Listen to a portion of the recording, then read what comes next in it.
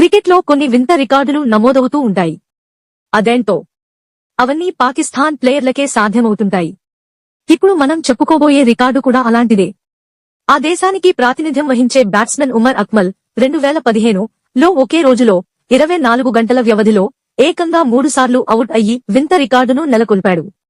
Test మ్యాచ్లో 2 innings ఒకే రోజు ఆడినా గరిష్టంగా 2 సార్లు మాత్రమే అవుటయ్యే అవకాశాలు ఉంటాయి. మరి 3 సార్లు ఎలా సాధ్యమైందో ఇప్పుడు తెలుసుకుందామా? Please share and subscribe for more updates. 1 like please. 2015-30 షార్జాలో ఇంగ్లండ్ T20 మ్యాచ్ ఆడుతూ అక్మల్ 4 పరుగులకే అవుటయ్యాడు. అయితే ఆ మ్యాచ్లో ఇరు జట్ల స్కోర్లు సమం అయ్యాయి. దీంతో సూపర్ ఓవర్ నిర్వహించారు. అందులోనూ అక్మల్ అవుటయ్యి పెవిలియన్ బాట పట్టాడు.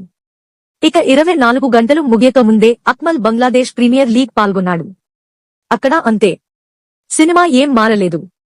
ఒకే ఒక్క పరుగు తీసి క్లీన్ బౌల్డ్ అయ్యాడు. దీంతో 24 గంటల వ్యవధిలోనే 3 సార్లు అవుట్ అయిన ప్లేయర్ నిలిచాడు. సాధారణంగా రోజులో 3 సార్లు బ్యాటింగ్ చేసే అవకాశం దొరకడమే చాలా అరుదు.